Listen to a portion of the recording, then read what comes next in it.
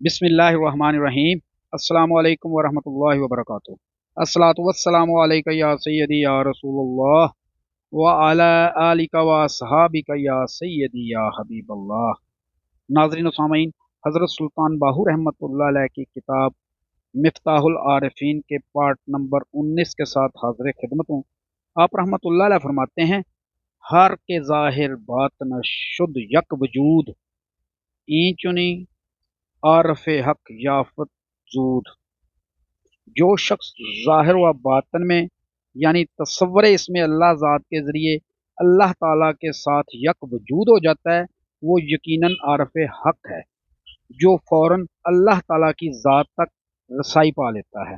ہاں، البتہ ریاضت والی دعوت اور ہے اور راز والی دعوت اور ہے۔ آپ رحمۃ اللہ علیہ فرماتے ہیں، دم رواں باشد بمثل تیغ تیز، دعوت چوں تیر وہم از دل بخیز۔ جب تیرا دم یعنی تصور اسم اللہ ذات کی تاثیر سے تیز تلوار کی طرح ہو جائے گا تو تیرا دعوت پڑھنے کا عمل بھی تیر کی طرح دل سے نکل کر اپنے ہدف تک جا پہنچے گا۔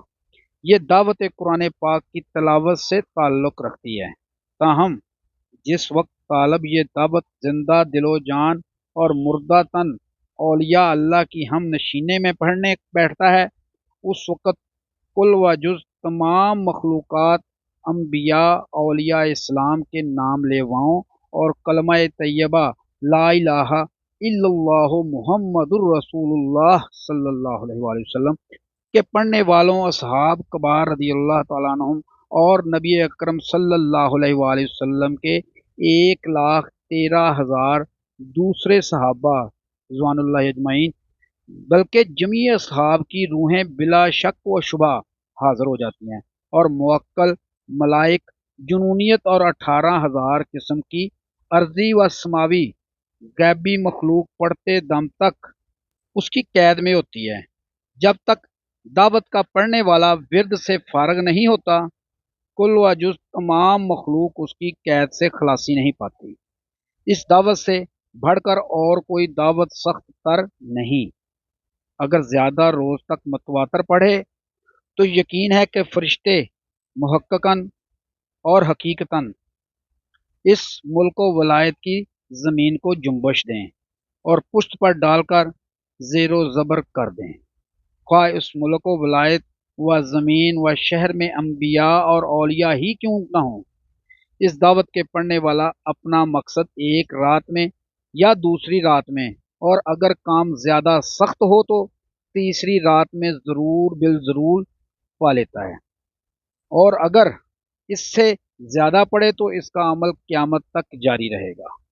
پس جو شخص کلام الہی، دعوت، دعائے سیفی اور دوگانہ کلام اللہ پر شک کرتا ہے، وہ مطلق کافر ہو جاتا ہے، کیونکہ کلام ربانی برحق ہے، لیکن یہ بات ضرور ہے کہ جس طرح پارا کشتہ نہیں ہوتا اور خاک سے خاکستر نہیں ہوتا اور بود سے نابود نہیں ہوتا اور نہ ہی کھانے کے قابل ہوتا ہے، تا وقت یہ کہ کوئی استاد کامل اسے کشتہ نہ کرے، اسی طرح کوئی شخص دعوت میں کامل اور لا رجت نہیں ہو سکتا اور اس کی دعوت رواں نہیں ہوتی جب تک اسے کسی یعنی صاحب تصور اسم اللہ ذات فقیر کی اجازت یا اولیاء اللہ کی قبر کی ہم نشینی حاصل نہ ہو۔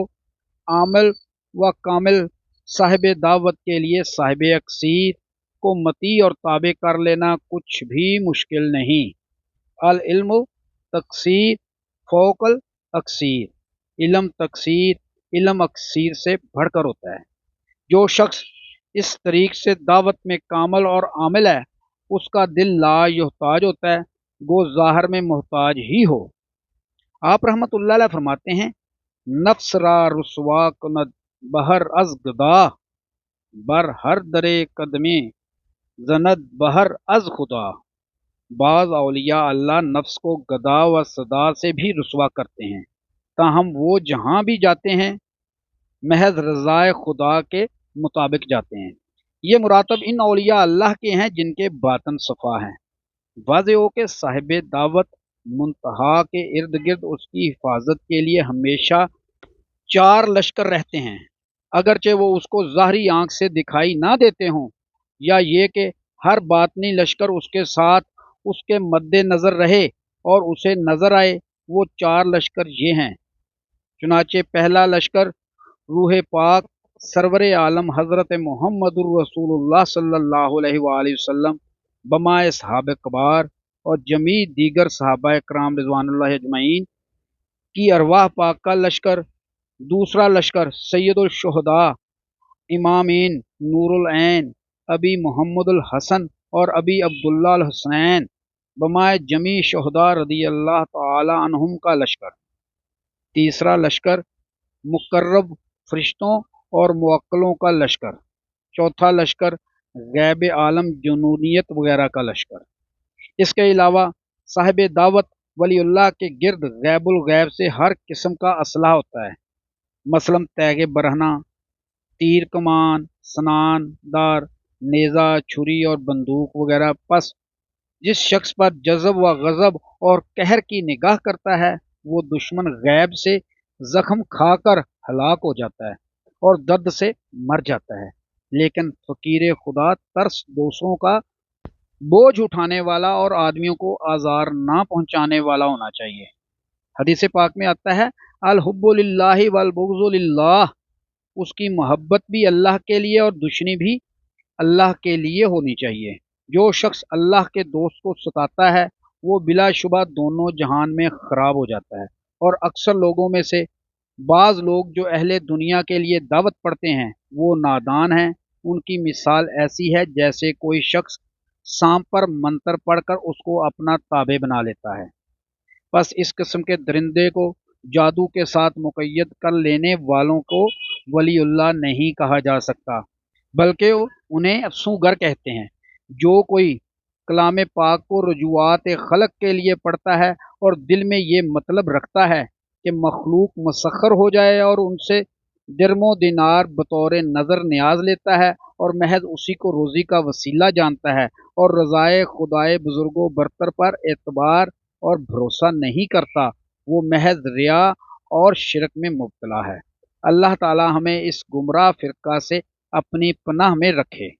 پارہ نمبر 6 سورۃ المائدہ آیت نمبر 44 میں فرمان خدا ہے وَلَا تَشْتَرُوا بِآيَاتِي ثَمَنًا قَلِيلًا، میری آیات کو محض چند کوڑیوں کے عوض نہ بیچو۔ اللہ تعالیٰ کی ذات ارشاد فرماتی ہے کل متاع الدنیا قلیل، کہہ دیں کہ دنیاوی متاع قلیل ہے، اور جو شخص دنیاوی مال و اسباب جمع کرتا ہے وہ بخیل ہے۔ امید ہے کہ ناظرین آپ کو آج کی ویڈیو پسند آئی ہوگی۔ آئندہ ملیں گے انشاءاللہ اسی کتاب کے پارٹ نمبر 20 کے ساتھ۔ اس وقت تک اپنا خیال رکھیے گا۔ اپنے میزبان خالد قمر کو اجازت دیجیے۔ اللہ حافظ۔